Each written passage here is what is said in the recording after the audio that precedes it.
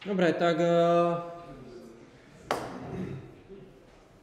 vítajte na 10. prednáške PAS 1C.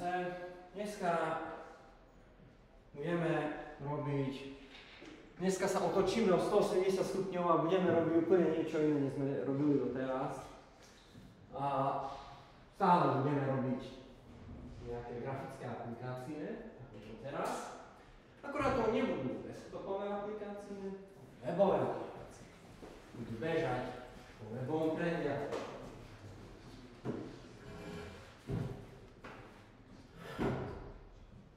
A keďže Java mala kedysi nejakú snahu sa dostať do webových prehliadačov, ale nejak z toho vyšlo.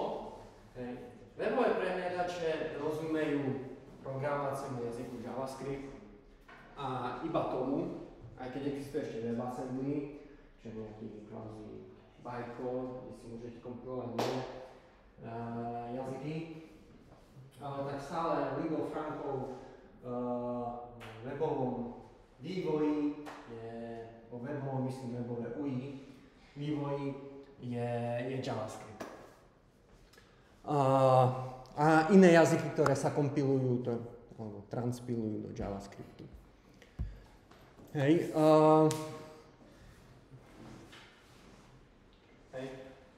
Dobre. Typická webová stránka používa HTML. HTML, Hypertext, Markup Language. Už ste ho asi videli. Je to niečo podobné ako XML, ktoré sme používali v JavaFX, teda svojou syntaxou. A HTML sa používa na robenie strán.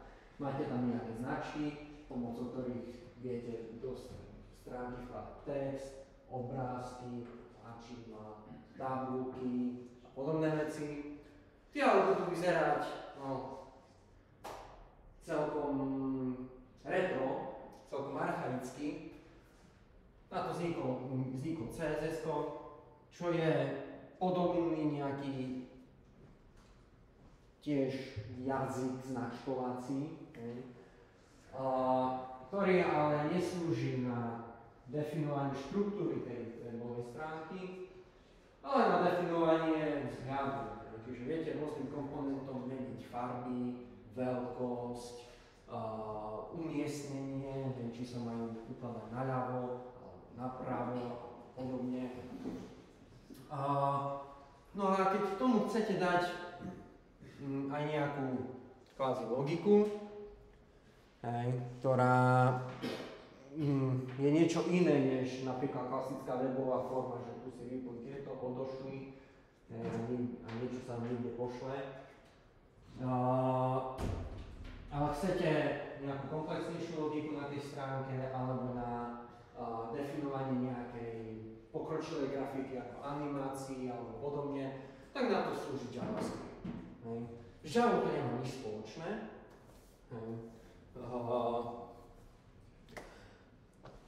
Je to úplne iný programovací jazyk, aj keď má v názve Java.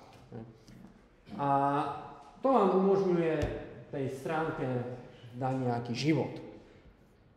Pričom celá stránka, všetko, čo sa týka tej stránky, je niekde na serveri, prehliadač si to len stiahne, to HTML, kde bude aj to CSS, aj JavaScript a vyrenderuje to.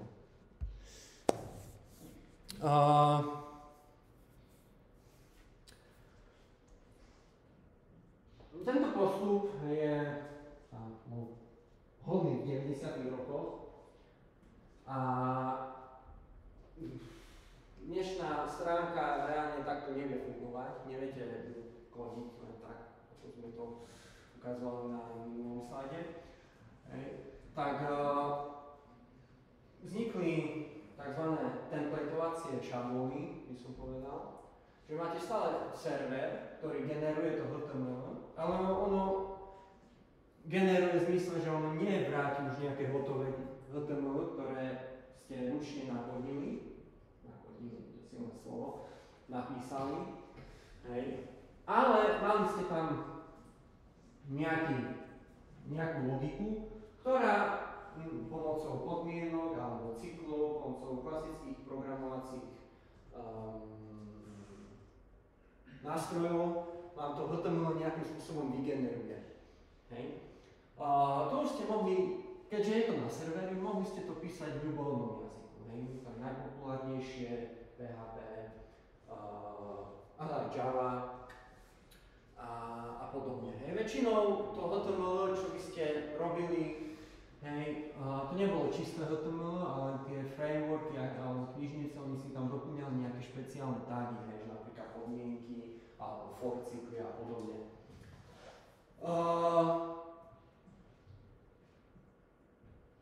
Hej, a tam ste mohli aj robiť nejaké také optimalizácie, že keď nemuseli ste, keď užívateľ na niečo klikol alebo išiel na iný tab v tej stránke, tak sa nemusela generovať celá stránka znova, ale iba potrebná časť tam vznikol, tam to sa nazýva, že Ajax a podobne. Na to existuje spústa frameworkov a toto je ešte stále, by som povedal, populárny a používaný spôsob, ako robiť webové grafické rozhrania. Ale potom prišli tzv. Client-side webové aplikácie.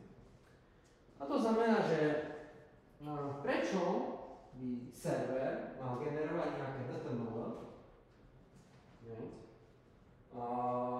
Máme treba z milión používateľov, server musí generovať milión HTML pre každého užívateľa viac menej zvlášť.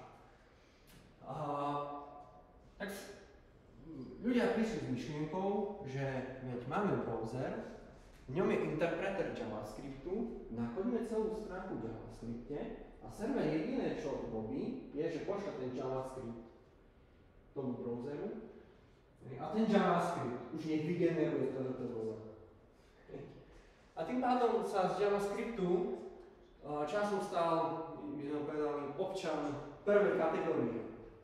Už browsery nie sú o tom, že dostanú HTML, ale ten JavaScript tam robí nejaké fancy, ale nie úplne potrebné veci na pozadí. Na popredí. Ale ten JavaScript je ten hlavný a on všetko robí.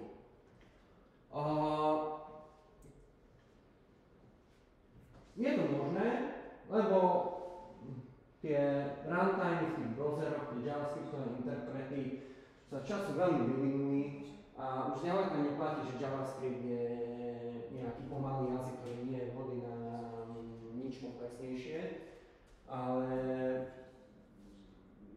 sú tam dosť pokročilé virtuálne stroje a podobne. Čiže ten browser, kde vlastne by sme povedali, dnešný browser ako Chrome alebo Firefox, oni sú vlastne operačné systémy sami o sebe. Extrémne komplexné aplikácie sú to. No dobre.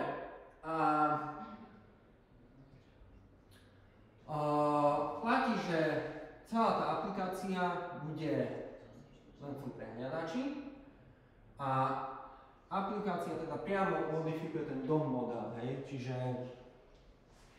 to, ako je stránka reprezentovaná v tom prehliadači, by sme mohli povedať. A máme tu veľa moderných frameworkov na to. Napríklad najpopulárnejšie sú Angular, React, Vue.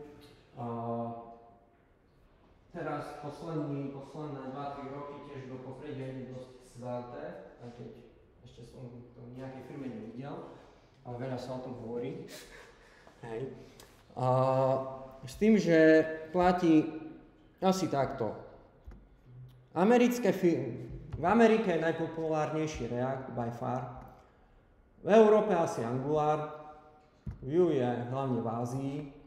Ale neznamená to, že na Slovensku nenájdete, akože na Slovensku nájdete spustu projektov a firiem, ktoré používajú aj toto. Hej, takže tak. Dobre, nejaké otázky zatiaľ?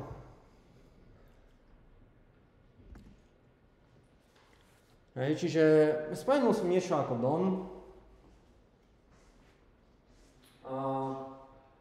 Ide o to, že máme nejaké HTML. Ten browser, tú webovú stránku HTML, on si musí nejakým spôsobom rozparsovať, aby ju vedel zobraziť, a uložiť ho do nejakého objektu. To sa volá DOM. A to je v podstate, by sme mohli povedať, nejaký strom, kde máme ten hlavný koreňový komponent, čo je HTML. Ten má nejaké deti. Hlavičku a telo. Čiže hlavička a telo. Tá má nejaké deti, to má nejaké deti. No a to DOM je reprezentované v JavaScripte. JavaScriptovými objektami typu node, ktoré majú hierarchiu. Node môže byť element, HTML element, text a ja neviem, čo ešte všetko možné. No a pointa tých client-side aplikácií, ktoré nie sú renderované na serveri, je to, že vy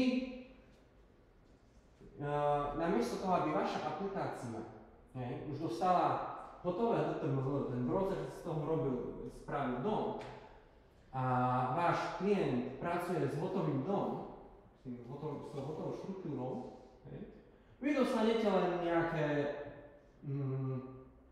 nejaký koreň, nejaké základné HTML a je na vás, aby ste v tom JavaScripte to DOM nejakým spôsobom vygenerovali.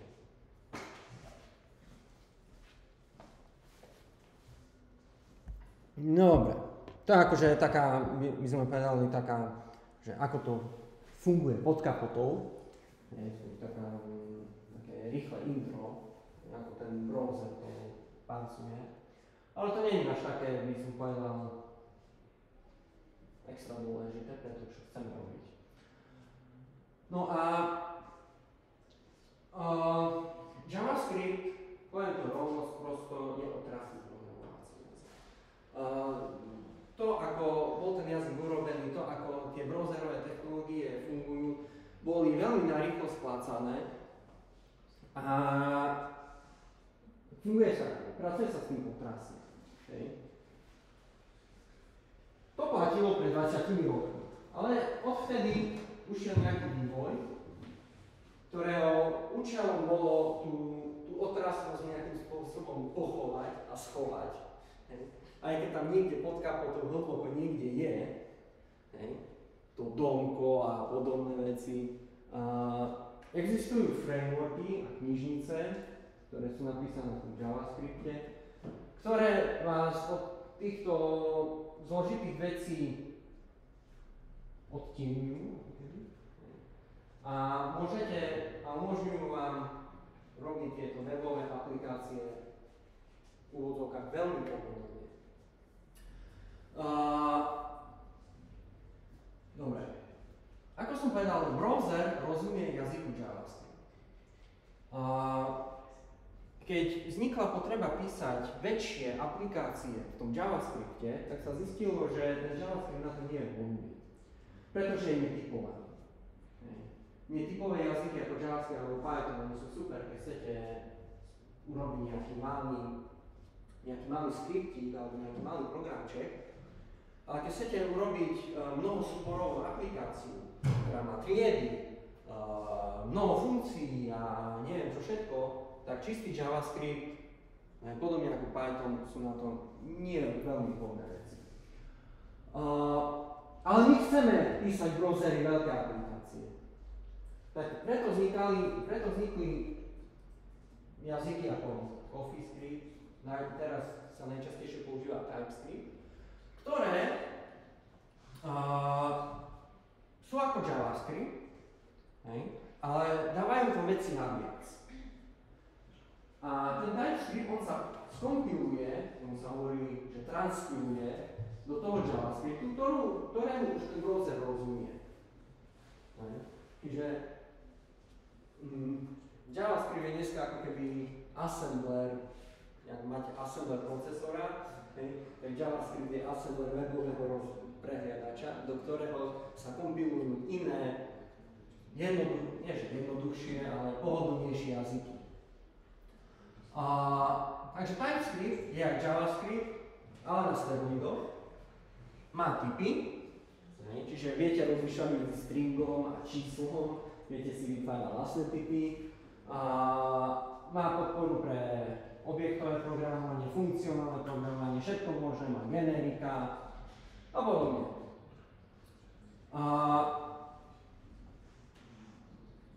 Konkrétne budeme používať framework React.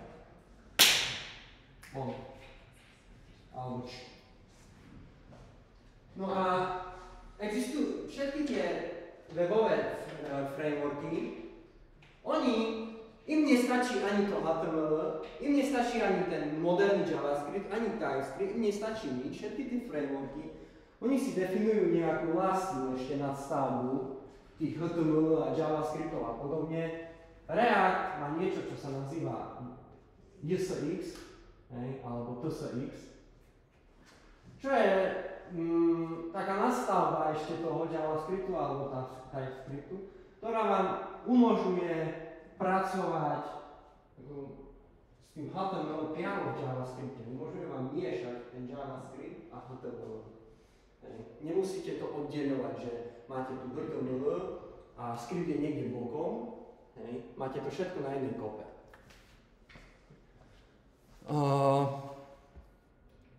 Dobre.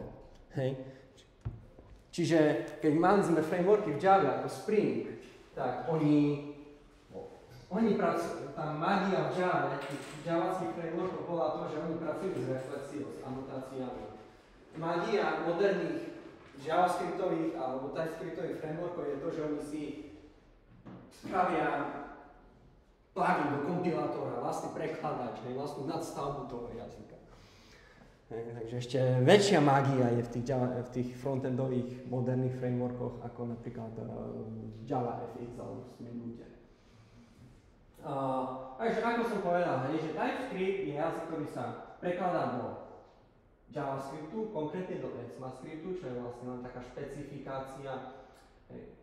Browser má ECMAScript, a JavaScript je jeho implementáciou.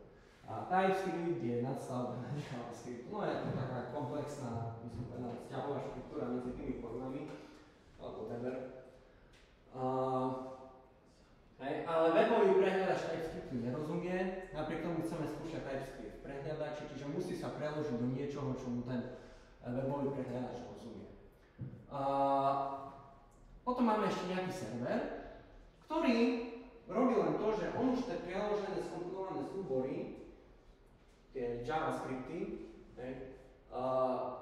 podsunie tomu prehľadaču. Otvoríte prehľadač na nejaké URL, ten začne komunikovať s Node.js serverom, Node.js server mu pošle ten JavaScript, čiže vlastne ten náš pôvodný TypeScriptový program, ktorý bol kompilovaný do toho JavaScriptu. No a prehľadač ten JavaScript už vykoná a voilà, máme stránku. No dobré. Takže zhruba tak funguje nejaká architektúra tých aplikácií. Ako programovať tieto veci? Tak najprv si musíme nainštalovať Node.js. Node.js je vlastne ten virtuálny stroj toho JavaScriptu, ktorý ale nebeží v prehľadači, ale normálne ako napríklad Java, podobne, normálne na vašom počítači. Dostanete aj balíčkovací program NPM, Node Package Manager, to je niečo ako Maven. Sťahujete si cez to knižnice. Ako programovacie prostredie môžete použiť free Visual Studio Code. Pozor, nie normálne Visual Studio, ale VS Code.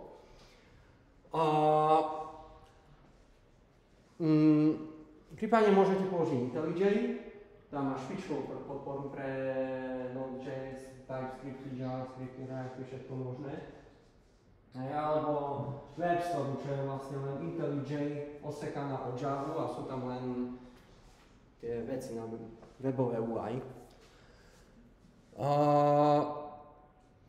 Eclipse, no neviem. Nie. Nie. OK. Ja som s Eclipseom nerobil už 10 rokov, viac než 10 rokov, takže neviem. Prečo s tým robiť častejšie, takže keď povieš, že nie, tak nie. Hej. No dobre. A keď si nainštalujeme ten Node.js npm, tak ešte tu máme aj taký, že npx, čo vám umožňuje spúšťať nejaké Node.js aplikácie. Hej. A jedno z tých Node.js aplikácií, čo sa vám nainštaluje, create React app, čo je vlastne len taký tool, ktorý vám vytvorí novú reaktovskú aplikáciu. Dáme názov projektu, dve pomôčky, template, TypeScript. Že chceme robiť v TypeScripte. Tak poďme si niečo také vyrobiť. Ja si otvorím terminál.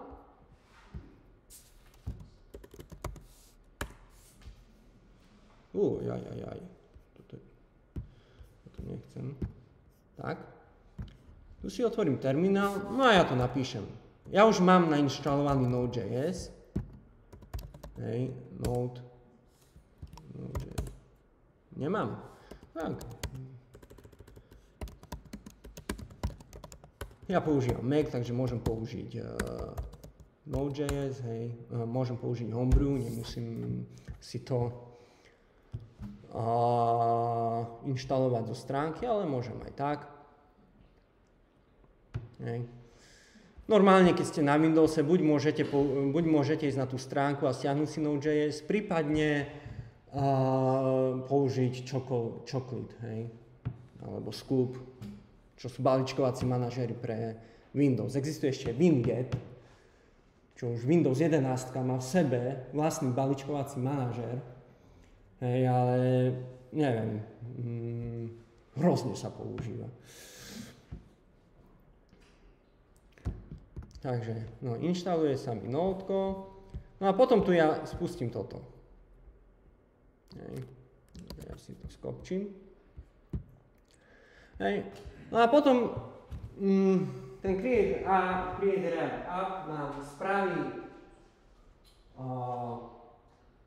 spustiteľnú aplikáciu, ktorú spustíme cez npm start.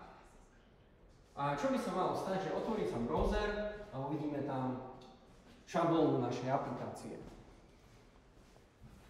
Takže, ježiš, to je pomalé toto. No. Dobre. Ježiš, na čo Nodku je var, sharp, OK. Dobre, ideme ďalej zatiaľ. Štruktúra Node projektu je následovná. V každom Node projekte máte Node modules, čo je priečinok, ktorý obsahuje všetky vaše knižnice, všetky vaše závislosti. Nie je to ako v Java, kde máte niekde schovaný .env súbor, kde sú vaše závislosti, ale každý projekt si ťahá svoje závislosti so sebou. No, potom máte priečinok src,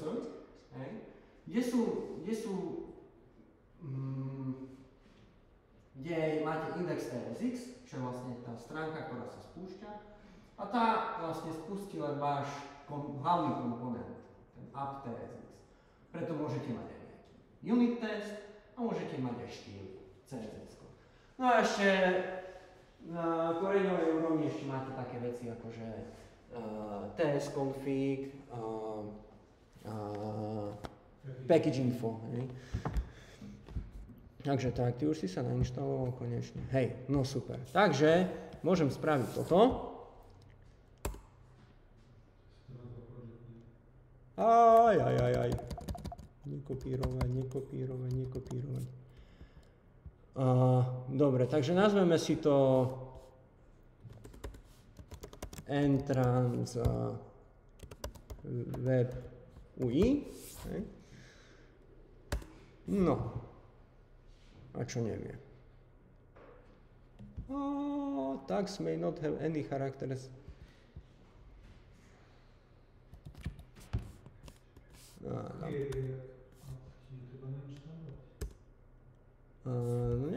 netreba, hej, keď pôjdem tu na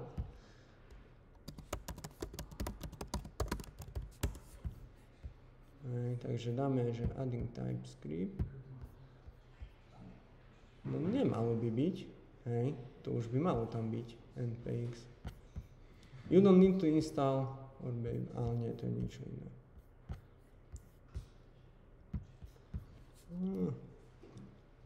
Invalid tag name entrance.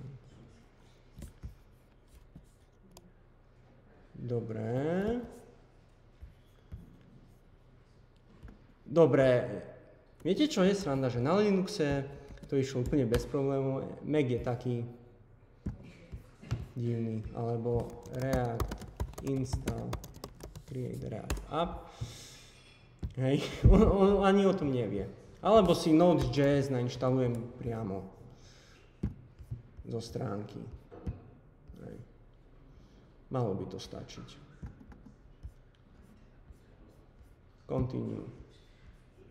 Continue, agree, install.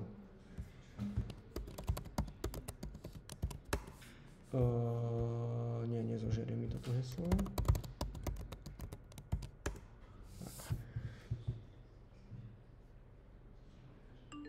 Dobre, takže Mac je tento friendly, hej. Skúsim reštartovať terminál.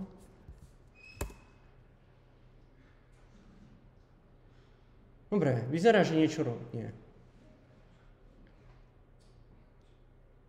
Any characters that encode. No. Dobre. Skúsim to takto. IntelliJ. Keď nejde command line, môžeme urobiť niečo také, že vytvoriť si nový projekt. Tu dáme React, dáme entrance, poviem, že chcem TypeScript a dám create. IntelliJ to urobila. OK. Musím to ešte na Windowse vyskúšať, že či to bude fungovať tak, ako je to na prednáške. Dobre, close. Hej, on asi nemal npx v páte, alebo čo? Yes. Bodka. Dobre, IntelliJ je chytrejšia, takže keby nám to cez command line išlo, tá IntelliJ si skúsila niečo také, troška odlišné. Ona teraz všetko sťahuje, čo potrebuje na vytvorenie nového projektu. Hej. Takže chvíľku počkáme. Môžeme ísť v prednáške ďalej. Teraz aj tak budeme sa skôr baviť o samotnom TypeScripte. TypeScript takže je úplne iný programovací jazyk ako Java a v mnohých ohľadoch je jednoduchší a v mnohých ohľadoch je zložitejší. Napríklad TypeScript má nejaké základné typy, boolean, to poznáme. Ale nerozlišuje medzi číslami, napríklad celými a desatinými, čiže mám number, to môže byť celé číslo, desatinné číslo, môžeme to aj zapísať v hexa sústave, v binárnej, aj v osmičkovej sústave. Máme len číslo. Existuje ešte big integer v TypeScripte, ale nepodarilo sa mi to rozbehať, takže to treba tam nejaký plugin do prekladača, takže big integer nepoužívať.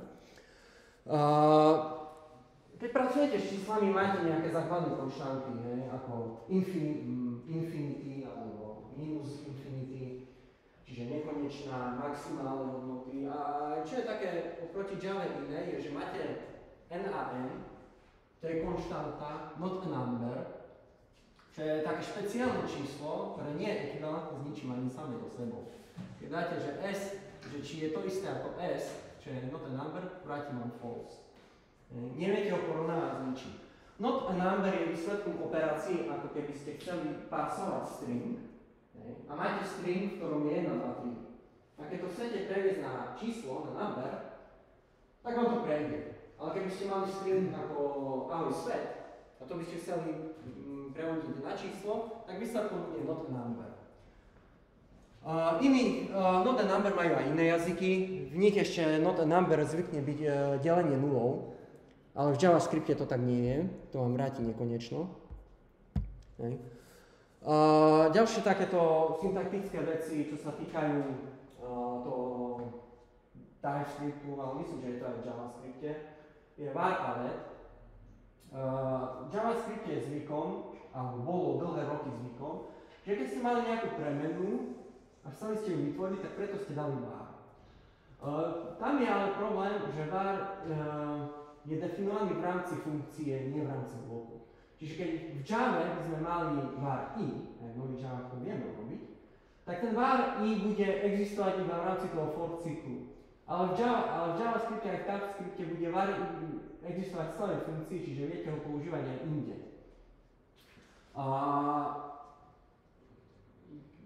To vedie k prasackému kódu a rôznym bugom, takže v neskorších verziách bolo pridané slovíčko let, čo sa správa ako normálna premena, ako ste zvyknutí v Java.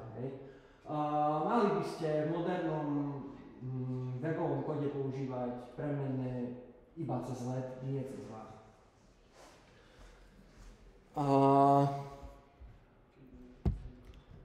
Máme polia, hej, v TypeScripte máte iba polia, môžete ich deklarovať buď takto, že number a za to dať tieto poľové indexy, alebo môžete použiť generické pole, array do toho dá number.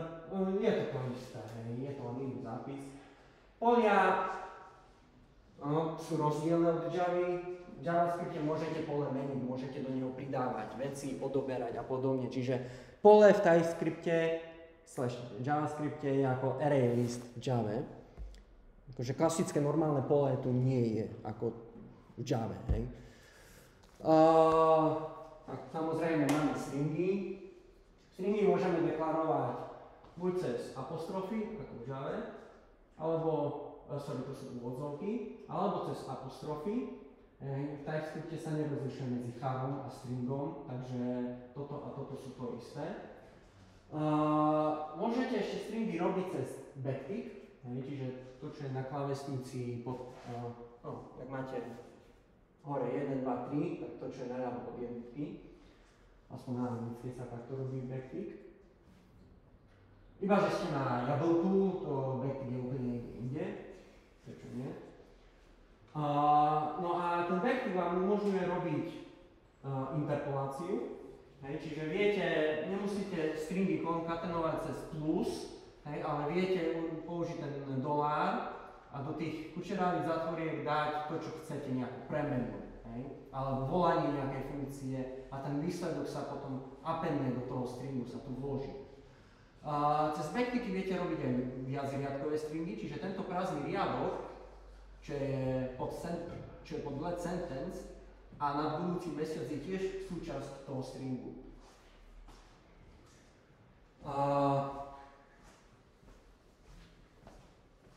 Dobre, čiže tu je troška práca so stringami, taká, by som povedal, intuitívnejšie ako v Java. V Java máte prázdnu hodnotu, máte null. V TypeScripte máte null a undefined. Rozdiel je to, že undefined je typ sám o sebe, kdežto null je typu object. Akože semantika je taká, že null by mal prezentovať prázdnu hodnotu. Keď chcete mať premenu a chcete, aby to bola prázdna premena, dáte do nej null. Undefined sa používa, že keď niečo neexistuje. Máte neinicializovanú premenu, do ktorej nevkladáte nič. V mnohých ohľadoch ale null a undefined sú zameniteľné. Aspoň čo sa mojich skúseností týka, tak takmer v reálnych projektoch sa takmer vôbec nepoužíva null, ale takmer vždy sa používa undefined, keď chcete niečo, čo neexistuje.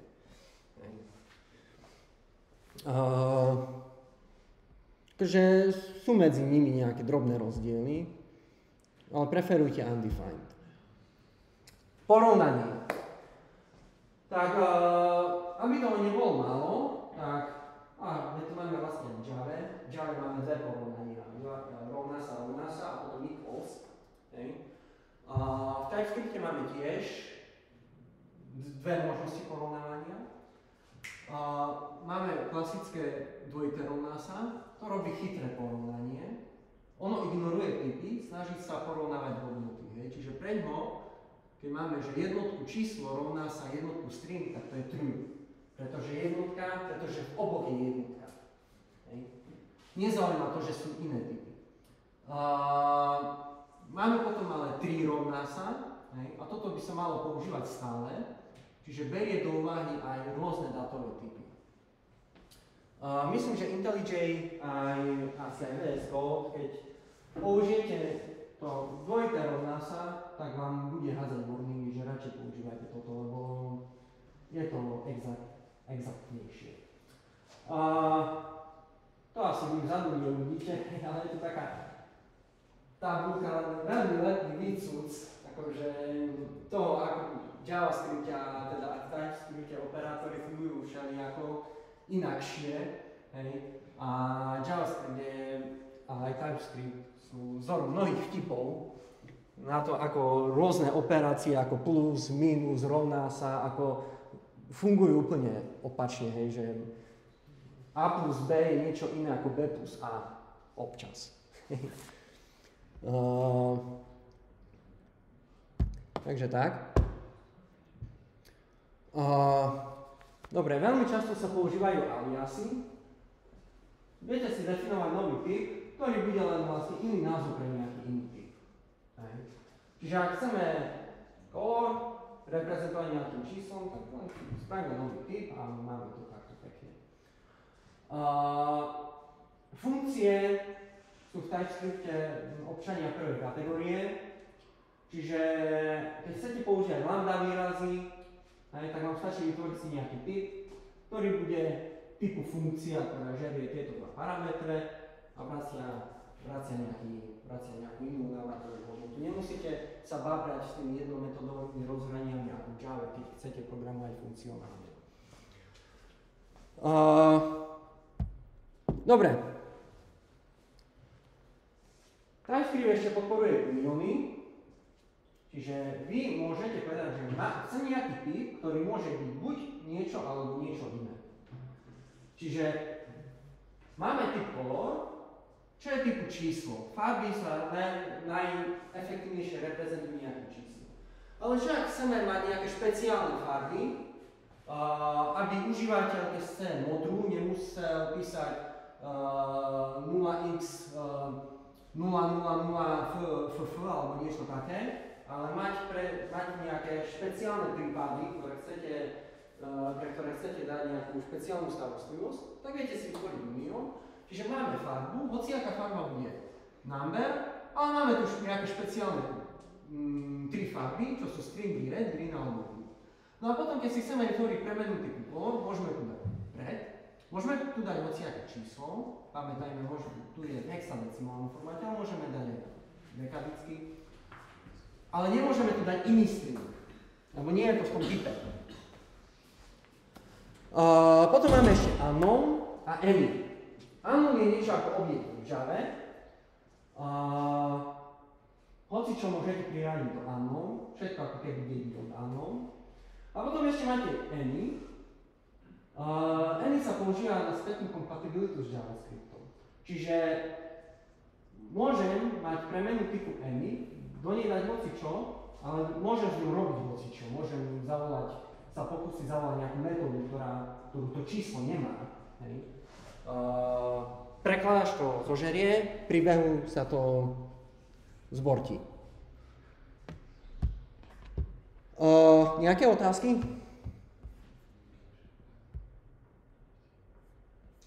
Dobre.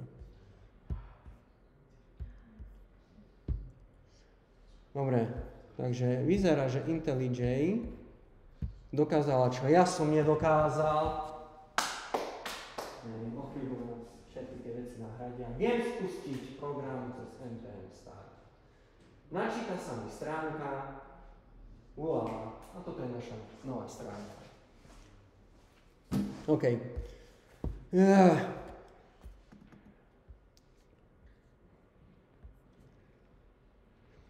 No, ale som veľmi nepríjemne prekvapený, hej, že ten Node.js nainštalujete na Linuxe a už tam má ten Creator na Macu to nemá, chová sa to na iných platformách inak.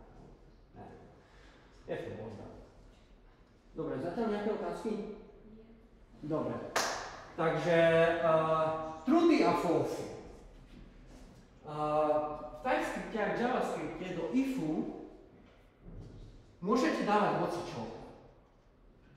Nie len booleany.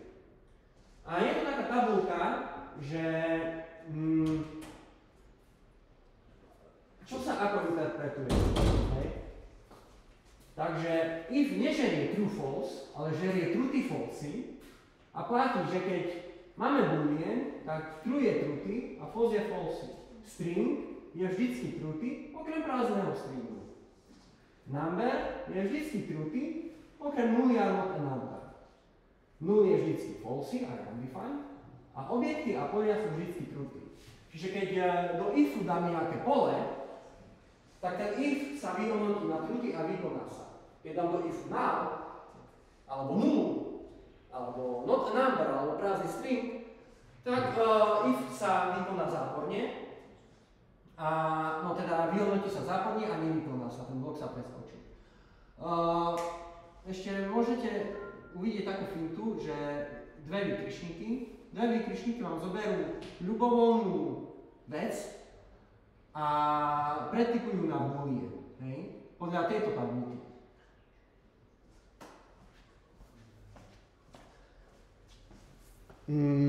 Dobre, čo ešte je také?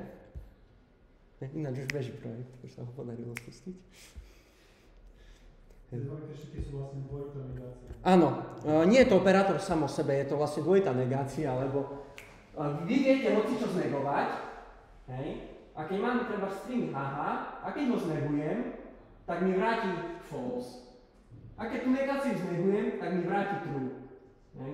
Keďže haha je truty hodnota, tak sa tým pádom cez dvojitý výkričník skonvertuje na true. Dobre.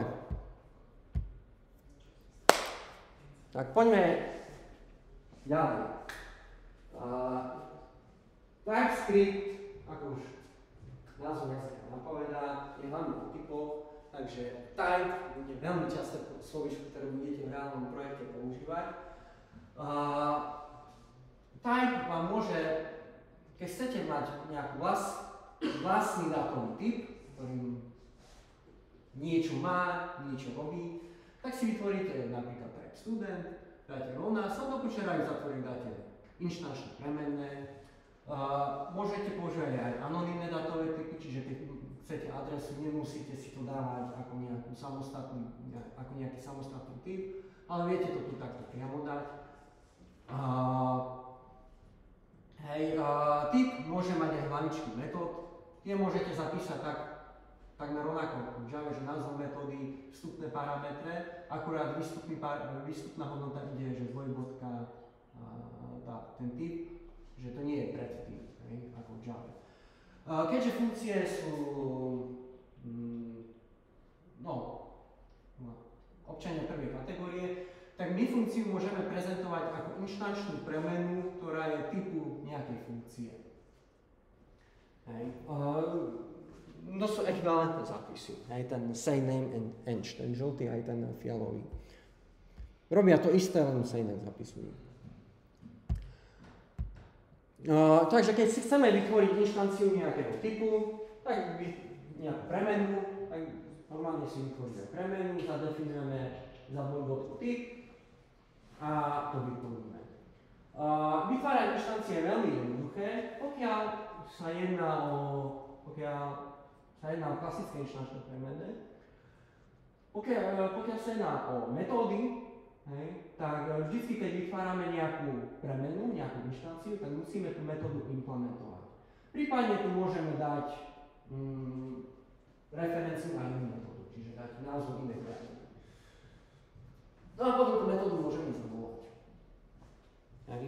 Toto je v podstate niečo ako v Java k tomu najpodobnejšie sú tie anonymné triedy. No dobre. Keď sa vám nechce pri vytváraní každej inštancii typu študent tú metódu, čo ten študent má implementovať, môžete vytvoriť triedu, ktorá bude implementovať tento typ. Do triedy sa zvyknú inštančné premene dávať priamo do konštruktora. Keď dáte do konštruktora public názov tej inštančnej premenej, tak vlastne ako sa vytvorí inštančná premena a konštruktor, ktorý do nej to, čo dostane nástup, nastaví. Ale môžete používať aj klasickú akože Java-like syntax. Pôjde to tiež. Trieda implementuje tento interface, pretože má tento typ, pretože má všetky inštančné premenné a má len tú funkciu. No a potom si môžeme ten konštruktor zavolať, vytvoriť inštanciu a volať metódu.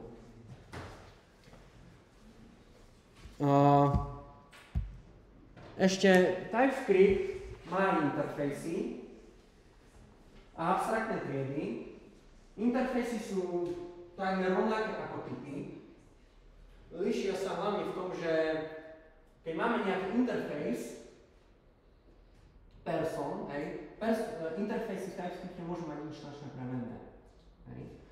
Ale prečo by sa nemali používať interfejsy, ale typy namiesto interfejsov, je ten, že keď máme v rovnakom balíčku interfejsy s rovnakým názvom, tak oni sa meržujú do jedného. A robí to bordel občas. A typy toto nevedia robiť. Preto interfejsy bad. Aspoň pre mňa, aj keď sú ľudia, ktorí hovoria, že nepoužívate typy, používate interfejsy. Lebo majú zase na to nejaké dôvody. V TypeScripte platí taká vec, že všetko, čo je v triede, alebo v interfejsi, alebo v type je verejné, je public. Aj inštančné premenné. Môžete ich nastaviť na private, ak chcete, ale štandardne sú public. Na Getter a Setter sa tu veľmi nehrá, aj keď TypeScript má špeciálnu syntax na ne, ale väčšinou sa nepoužívajú. Čiže všetko, čo je v triede, je verejné, ale samotné typy alebo triedy sú privátne. Keď chcete z nich spraviť, keď chcete mať verejnú triedu alebo verejný typ, aby ste ich mohli používať iných súborov, tak preto stačí napísať export. A potom v inom súbore si len dáte import. Že importujem si túto vec, tento typ, zo súboru študent. Akurát tu nemusím dávať suffix, prípon toho súboru. A môžem si vytvárať inštancie, môžem s tým normálne potom pracovať. No dobre, tak už keď sa nám stiahol a spustil ten React projekt, tak môžeme s tým začať nejak aj začať s tým aj nejak robiť. Dobre, vidíme, že aplikácia nám beží. Okay, máme tu nejaké pekné animované logo. A štruktúra je nasledovná. Máme tu package.json. Tu sú všetky naše závislosti. A tu sú nejaké skripty, ktoré sa majú vykonať, keď sa štartuje projekt alebo niečo. Všetko to je v tom node modules. Sú tu ešte nejaké nastavenia pre lintre a browsere a podobne. Napríklad tu viete si nastavovať, že aké browsere podporujete alebo podobne. Ani neviem, čo presne tieto tu pravidlá robia. Máme tu ešte tsconfig, tu si viete nastavovať prekladač toho TypeScriptu, viete mu odoberať featurey, pridávať featurey, čiže vy si ten TypeScript viete nastaviť, a čo má výhody a nevýhody. výhoda je tá, že môžete naraziť na dva projekty a ste zvyknutí na jeden projekt, že vám ten TypeScript niečo zožerie, prejde, ale v inom projekte vám TypeScript niečo odmietne preložiť. A prečo? Lebo ten druhý projekt má ináč nastavený TS config, hej, čiže mne sa to nepáči, hej, pre mňa programovací jazyk by mal mať fixné pravidlá a nie si ich meniť, ako sa komu zachce. Čiže vy si viete samotný ten programovací jazyk upraviť podľa seba. Je extrémne flexibilný. V priečinku public sa väčšinou dávajú súbory, ktoré vy chcete dávať na tej stránke. Napríklad to logo, hej, čo sa tam točilo, to je vlastne len obrázok, ktorý je niekde tu. Nejaké veci pre vyhľadávače a podobne. No a potom máte SRC a ten obsahuje ten váš kód. Hej. Základný súbor je index.tsx. Tu štartuje vaša aplikácia. Hej. On si vyťahne rootovský ten DOM element, hej, a povie mu, že strč tam toto. Čo je náš app? A čo je ten app? Hej, wait for it. To je funkcia, ktorá je tu na app.tsx. React, skúsim to zväčšiť. Mne sa na to zle pozerá na projektor, takže skúsim to ešte zväčšiť.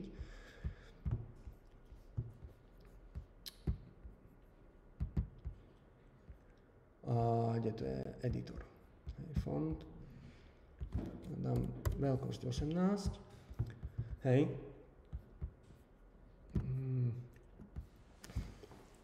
React je úplne niečo iné ako JavaFX. On je dosť špecifický framework.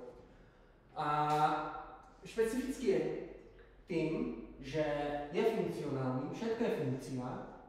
A špecifický je tým, že on úplne zahodil MVC a povedali si, že budeme mať všetko viac menej na jednej kope. V Reacte platí, že mali by ste mať komponenty, každý komponent je funkcia a ten komponent má v sebe aj view, čo je vlastne všetko, čo je v tom returne. To je proste takmer čisté HTML. A to, čo je pred tým returnom, to je vlastne váš kontroler, ako keby. Nevýhoda tohto prístupu je, že tie funkcie sa veľmi rýchlo vedia špagetizovať a stať sa nečitateľnými. Preto je v Reacte veľký dôraz na to, aby tie vaše komponenty boli čo najjednoduchšie a snažili sa ich čo najviac rozvíjať, ako sa len dá. Výhoda je to, že každá funkcia, každý komponent je uzavretý, je sám o sebe, viete tú funkciu len zavolať a nemusíte sa o nič starať. Hej. Nemusíte nič nastavovať, nemusíte nič autowairovať, nemusíte riešiť, že prečo vám kontroler nenašiel funkciu, ktorú máte niekde v fxml alebo podobne. Čiže tento prístup má svoje výhody a nevýhody. Takže to. Nejaké otázky? Dobre, tak poďme ďalej, už nám veľa slajdov neostáva. No, dobre, ostáva ešte celkom dosť.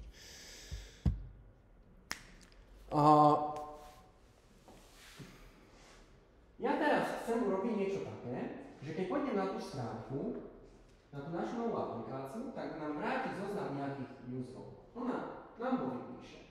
Spomeňte si prvú alebo druhú prednášku z tohto predmetu, tiež sme mali JavaFX a tam nám vrátila len nejaký zoznam userov. Tak spravíme niečo podobné. Chceme vytvoriť ten user list, chceme vytvoriť nový komponent. Alebo môžem to robiť aj takto. Že tu mám header, ten si schovám a niekde tu len napíšem user list. No, počiarkni mi to, lebo to nepozná. Čo sa stane, keď na to dám Alt Enter? Create function component user list. Hej. Vytvoril mi ho niekde tu, ale môžem si to dať do samostatného súboru. No a mám nový komponent. Hej. No a teraz bude vraciať niečo typu JSX element. Tak bude vraciať JSX element. Hej, a musím tu vraciať nejaký JSX element. Najjednoduchší je asi div. Hej. Už mi to tu naplňuje. Dobre. Takto. V TypeScripte tiež platí, že ja návratové metódy funkcie nemusím písať. TypeScript si odvodí sám z returnu. Čiže toto nie je funkcia, ktorá vracia void, vracia ten element, hej, ale nemusím to písať. No a teraz mám tu nejaký user list, môžem si tu dať iterátor, hej, Jandol, tak, niečo mi tu. A mne sa nepáči anglické názvy, dám Alica Ferry. Hej. Ja to len savenem.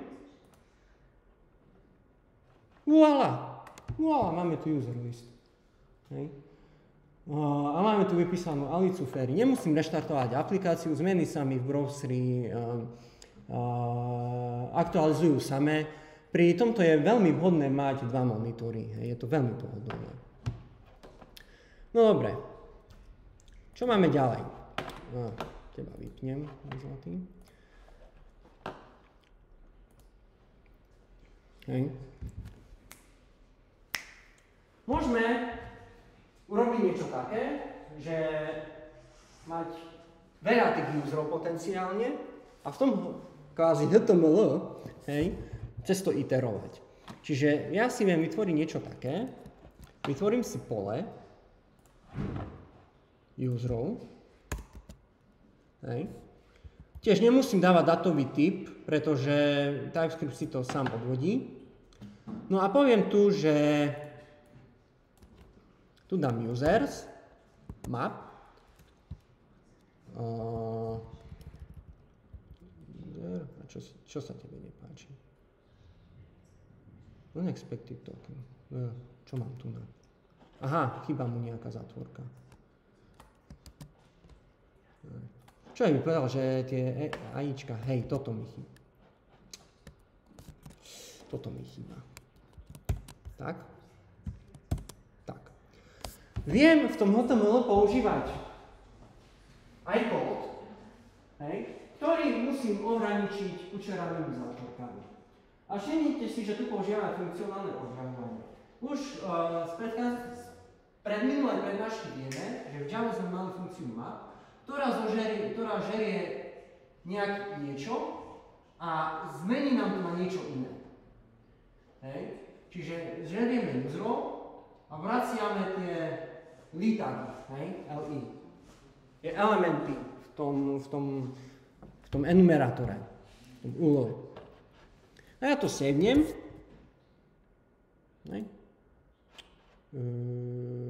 Tu som. A už mám tu tých troch. Hej. Dobre. Poďme ďalej.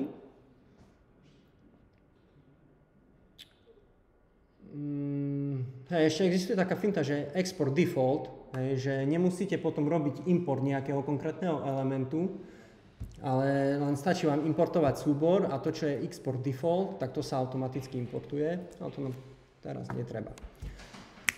Poďme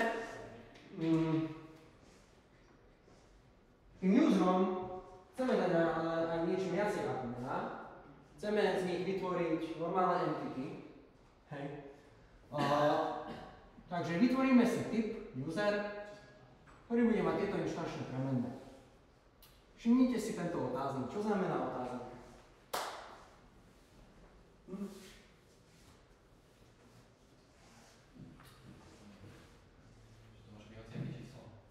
Nie.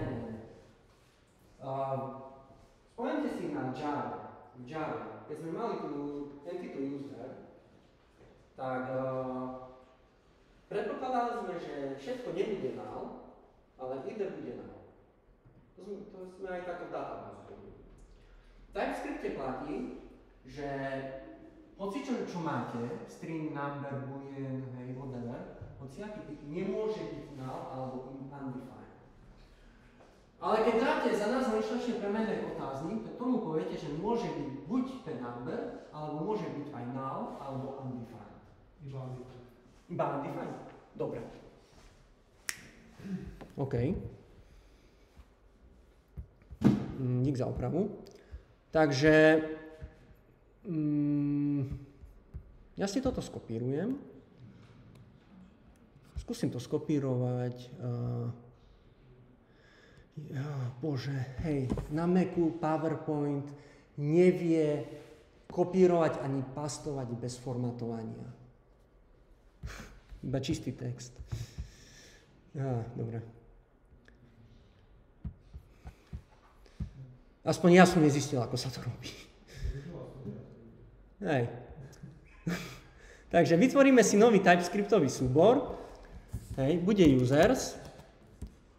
Všimnime si, že ale pripomínam, že je len TS a nie TSX.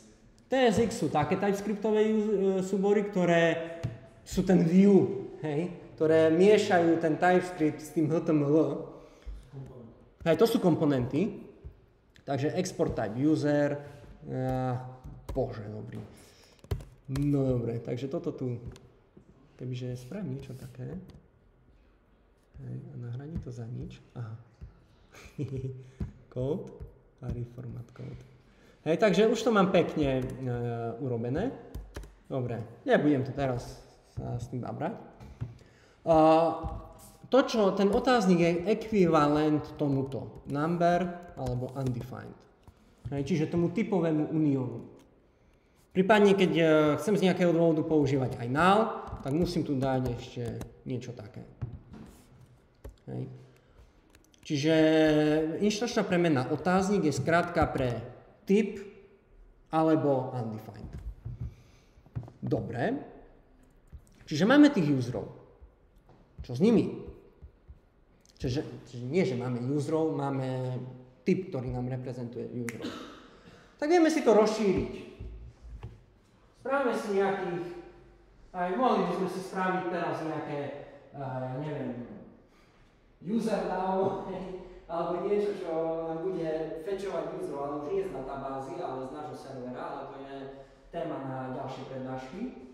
Takže zatiaľ, čo najjednoduchšie vieme urobiť, je pole nejakých userov, ktoré zobrazíme.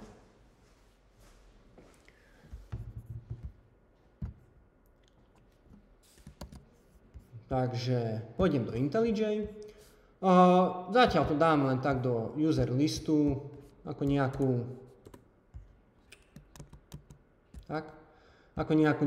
neexportovanú premennú, hej, typu user. Ten user si musím importovať. Tak, tento bordel zmazať. Ešte aj tento bordel musím zmazať. Tak. Dobre, mám tu tých userov. A ešte tu mám tento bordel. Ešte tu mám tento bordel. Hej, už vyzerá, že už tu nikde nemám bordel. Takže code, reformat. Hej. Dobre, nejak pekne mi to sformátovalo. Čiže mám tu jedného usera, čo mi dalo na jeden riadok, no nie, až tak úplne pekne mi to sformátovalo. Mám tu druhého usera, čo mi dalo tu. A mám tu tretieho, keď teraz dám reformat code. Hej, už je to lepšie. Takže tak. No a teraz nebudem používať týchto userov, ale týchto userov, ktorým poviem niečo také, že dobre, OK. Zobrazujem iba meno, ale môžem to aj nejak rozšíriť. Čiže tu chcem zobrazovať username, alebo môžem urobiť aj niečo také, hej, že dá nejaký string a povedať, že ID bude user ID a čiarka name bude $user name. Viem spraviť aj niečo také a tým pádom môžem toto tu odstrániť. Stránku si uložím a otvorím browser, hej, mám to tu už zobrazené. Akože tá stránka vyzerá na pohľad otrasne, hej, mám tu tieto bullet pointy niekde úplne mimo, hej, o tom sa budeme baviť až na budúce, teraz nás zaujíma skôr len také demo. Dobre, čo ešte vieme robiť ďalej?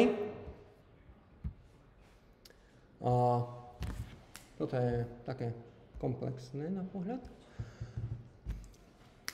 Chceme urobiť niečo také, že keď na nejakého usera klikneme, tak nech sa vyberie a nech toho vybratého usera vypíšeme celé. Niekde pod tým. Hej. Takže všetky tie elementy, čo tu máme, všetky tie komponenty majú metódu onClick, event handler onClick, hej, ktorému dáme nejakú funkciu. Tú funkciu si zadefinujeme ako nejaký lambda výraz v našom komponente. Hej. A čo ona robí, je, že vyťahne si meno usera, na ktoré sme klikli, nájde ho všetkých tých userov cez find, to je niečo ako filter, a akurát find nájde prvú vec, nie zoznam všetkých vecí, ktoré splňajú túto podmienku, a uložíme si to do stavu. Ide o to, že reálne funguje zhruba tak, že máte nejaký monitor. Ten monitor má ovládaciu frekvenciu 60 Hz, 120 Hz alebo nejak tak, hej. A React, každú túto funkciu, ktorú máte, on volá 60 krát za sekundu, alebo 120 krát za sekundu, alebo podobne. Čiže vy keď si vytvoríte nejakú premenu, tak ona sa vám vždycky nastaví na pôvodnú hodnotu. Hej. Aj keď React to optimalizuje a nevolá vždycky všetko, hej, ale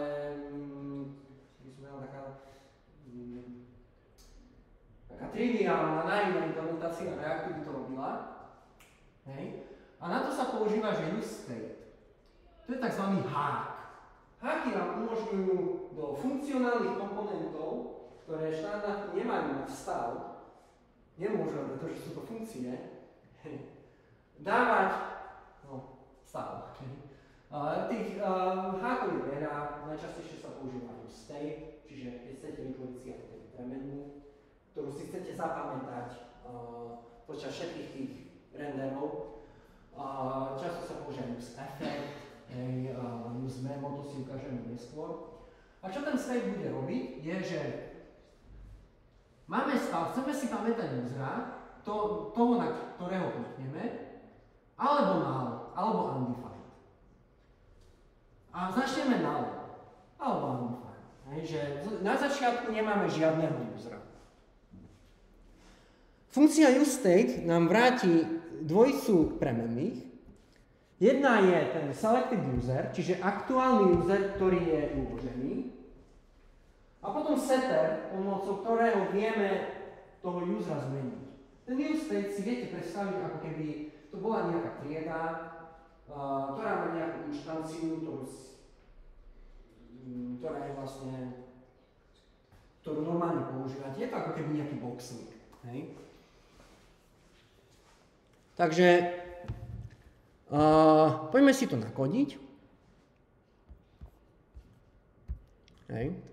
Takže tu budeme vraciať iba username,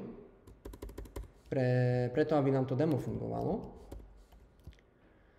Hej. Môžeme si to dať takto. No a čo chceme urobiť, je, že potrebujeme ten liniak identifikovať. Najlepší identifikátor je asi idečko toho usera, hej? Alebo môžeme si tu dať hocičo viac menej. No a dáme si tu metódu onClick. Hej. No a tu musíme povedať názov funkcie, ktorú budeme volať, čiže handle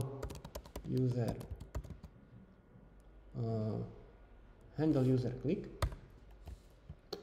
hej, ktorú si môžeme vytvoriť. Create function alebo create constant. Hej. No dobre, dá sa aj takto. Vieme si povedať, že buď funkcia bude v tom komponente, ale bude mimo. Dáme tu v tom komponente. No a tá funkcia, to čo žerie onClick, je nejaký mouse event handler. Bolo by vhodné, do toho vieme dať veľa funkcií. Ale najvhodnejšie, čo je, používať syntax takúto, že máme premenu, ktorá drží lambda výraz, lebo tu si vieme dať datový typ.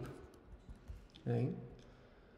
Vieme, že onClick môžeš hrať funkciu, ktorá je buď undefined, alebo žerie nejaký mouse event handler. Tak dáme si tu mouse event handler, alebo nemusíme, alebo môžeme. Toto je troška, čo sa mi na Reacte nepáči, hej, že môže tu byť prázdny event, môže tu byť nejaký event, môže tu byť, môžeme vraciať null alebo undefined, môžeme si robiť hocičo. Je to veľmi flexibilné, ale dakedy to má nevýhody. A ja ten event potrebujem kvôli tomu, vidíme, že už keď som tu dal event, tak on už vie, že ten event bude takéhoto typu. Hej. A ja viem urobiť, že dám si event, to bude text, value, dobre, tu to mám. Current target, hej, bože, dobrý. Current target, čiže current target je to, na čo sme klikli a vieme tu dať text content napríklad. Alebo key, hej. Ale nechcem robiť toto. Hej. Čiže dáme username. Uložíme si to do nejakej premenej. Bude typu string alebo null. No a teraz vieme, čo urobiť, že user, dáme, že const user.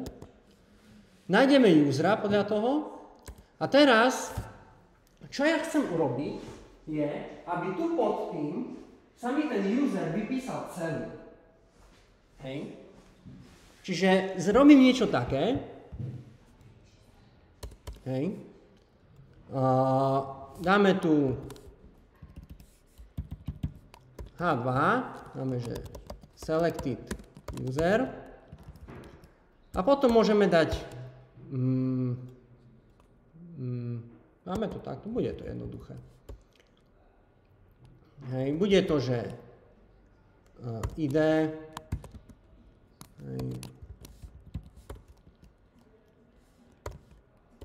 bude tu, že selected user.id, hej, a vieme tu dať aj meno a dáme ešte aktív. Čiže dáme name. Prosím? Hej. A to je teraz jedno, hej. Akože teraz je to jedno, ja si to aj ten musím refaktorovať. Takže aktív. A čo je ten selected user? No, tak intuícia vraví, že ja si tu vytvorím nejakú premenu. Tu bude selected user a bude typu user alebo null, alebo undefined. Hej. A teraz, toto je possibly null, čiže to sa k tomu ešte dostaneme, ale zatiaľ urobím, asi to zatiaľ nechám tak. To je ďalší slajd, ale teraz neviem. Hej, to už sa musíme dostať vlastne k ďalšiemu slajdu. Hej, že sledujte, teraz mi to počiarkuje preto, lebo user môže byť null. A teda mi toto môže failuť na niečo ako null pointer exception, na nejakú ekvivalenciu v tomto TypeScripte. Takže ja chcem toto vypísať iba vtedy, keď user nie je null. A sledujte tu na. Tu nám sa používa taká špeciálna syntax, že n, že čo to znamená? Selected user je niečo, čo je buď truthy alebo false. Truthy je, keď to je user, false je, keď to je null alebo undefined. Hej? A toto je vlastne klasický n.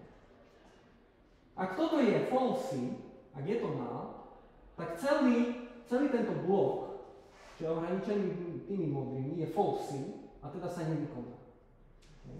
Ale ak toto je truthy, čiže ak to nie je null, hej, tak vykoná sa to, čo je za tým endom, hej, čo je tu na tých normálnych tých žltých záporkách. A toto je vždycky truthy, pretože to nie je null ani undefined, je to niečo. A tým pádom vieme podmienkou renderovať, dávať na stránku nejaké veci. Nevieme tu použiť if ani for, lebo ten x, hej, to nepodporuje. Ale vieme mať if niečo, tak return toto, else return tamto, hej. Ale najčastejšie sa používa niečo také. Dobre. Takže ja tu musím dať niečo také, že toto si zabalím do kučeravých zatvoriek a ešte to musím zabaliť do normálnych zatvoriek. Hej. A teraz tu povedať, hej, dobre. Teraz tu musím povedať, že že ak ten selected user a súčasne toto. Hej, a teraz prečo sa mu to nepáči? Parent element. Tak, kde tu musí mať? Aha. H2. Aha, hej, lebo tu, na čo mi to failuje teraz, je, že to, čo je tu na, musí byť jeden element, ale ja tu mám viacero elementov. Mám tu H2 a 3 Pčka. Takže musím to zabaliť do nejakého iného komponentu, hej, taký najuniverzálnejší kontajner HTML aj tu na je, no čo, no div.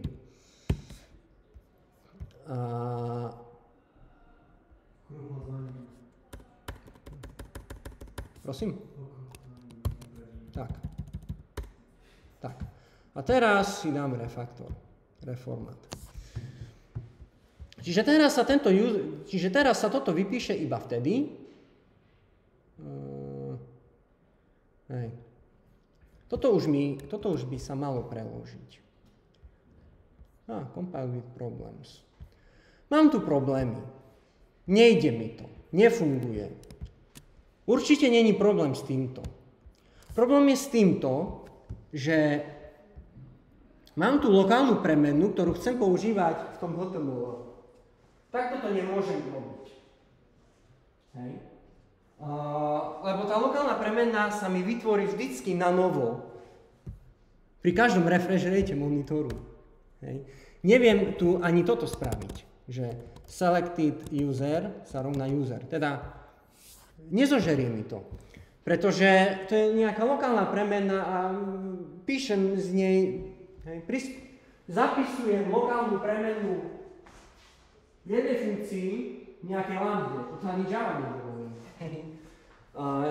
Takže tu keď chceme v našom komponente si niečo pamätať, musíme použiť ten use state.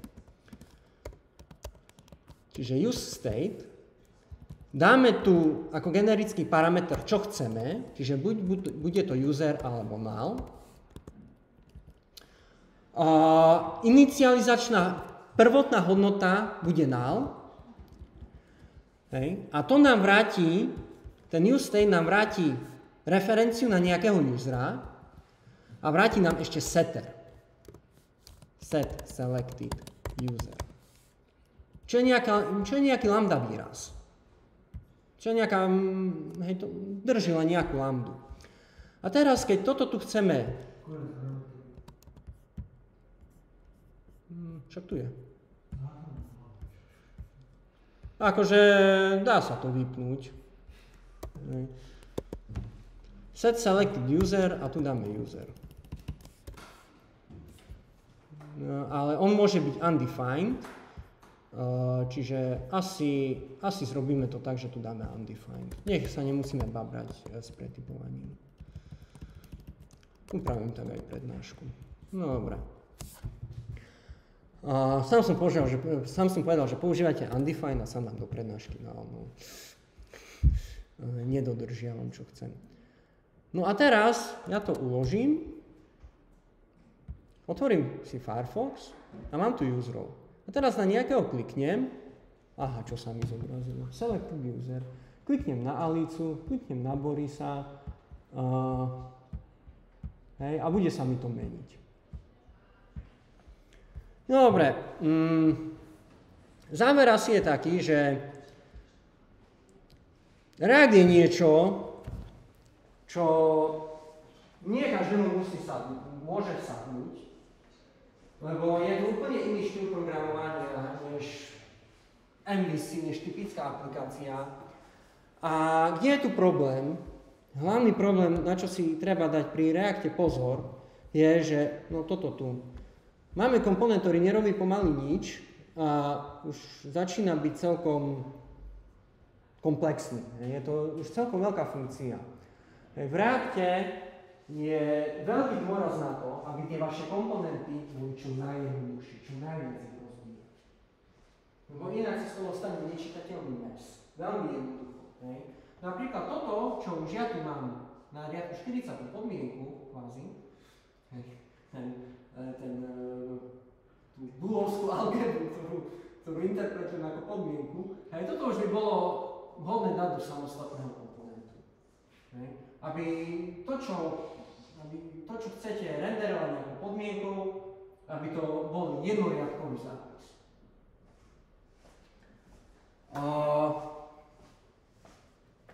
React je len view, on nie je ani model, ani kontroler. Oni tomu, ja to nazývajú, že flax, nejak tak. Že dám všetko na jednu kopu, ale mám vlastne architektonický vývoj.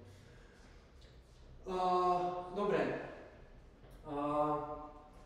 Čo sa týka tých projektov, na druhú obhajobu budete mať povinnosť vytvoriť nejakú webovú aplikáciu. Ja síce teraz prednášam React, hej, ale na stránke si môžete pozrieť, na stránke som stále nechávam pôvodné Peťové materiály, čo ešte mal Angular.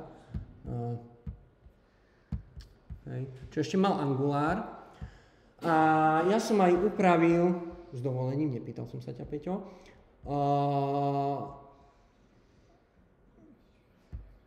toto, zadanie toho projektu, kde som povedal, že môžete,